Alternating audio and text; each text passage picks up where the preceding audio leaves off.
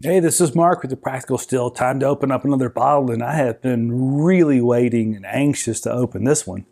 This is a Russell's Reserve Kentucky Straight Rye Whiskey, single barrel, non-chill filtered, at 104 proof. I've had this one for a while. I'm really interested to know because the Russell's bourbon single barrels, I mean, they're just some of my favorites. I love the non-chill filtered. Big difference at Wild Turkey between what they chill filter, something like the 101 bourbon or the Kentucky Spirit, and those they don't. The mouthfeel is just different. It's just really a completely different whiskey. It's kind of crazy because they only have one bourbon recipe. I'm curious, will the rye, because I only have one rye recipe, will that be so different? Because I really enjoy the Wild Turkey 101 rye. The Wild Turkey Rare Breed Rye, which is the barrel strength non-chill filtered, it certainly amps it up a bit. Not a huge difference. Will this be different? Will a Russell's single barrel non-chill filtered be different, given that they keep those in different warehouses? I've never had a Russell's rye other than the 6-year rye. Never had the single barrel. Let's see.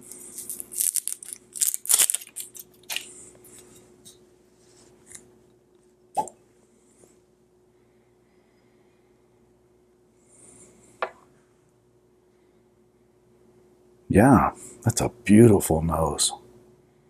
I tell you what, it is sweeter because I have a bottle of the Rare Breed Rye open now, and I really enjoy it. It's delicious. This is lower, about 8 proof points lower. It is a sweeter smell out of the bottle.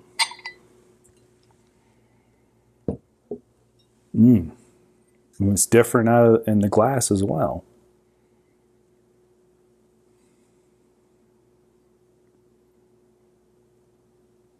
Yeah, I mean that's amped up a bit from the Rare Breed.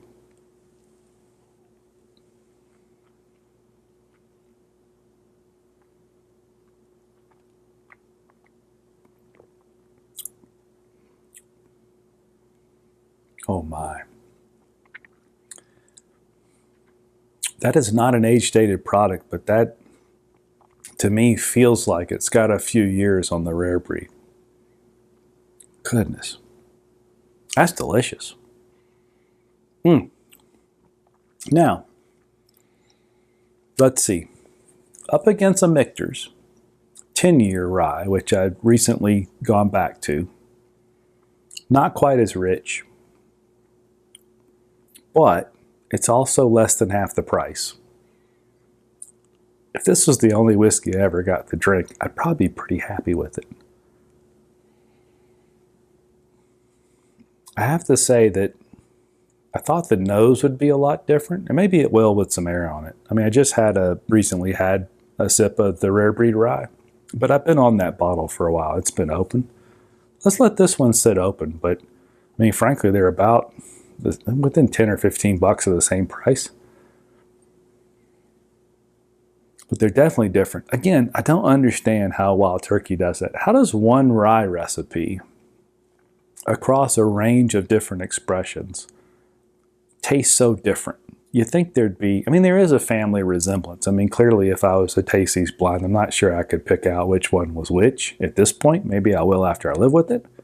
But how do they do that? How does warehouse and age and whatever else they do to it take one recipe and make it so different?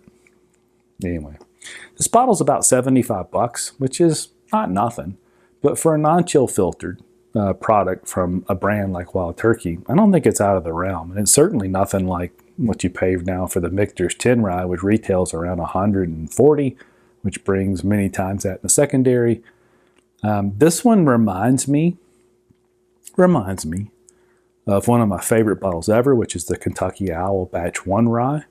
But even that bottle, when I bought those bottles when they first came out, they were $120. And we'll take some time to live with it and go back to the bottle later, but man, it's awfully good.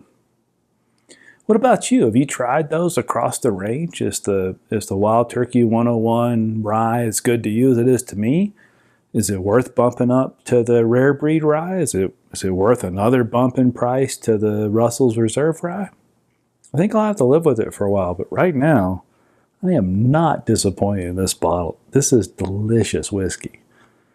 Let me know what you think. In the meantime, I got a bunch of Wild Turkey Rye open. I'm going to enjoy that. Cheers.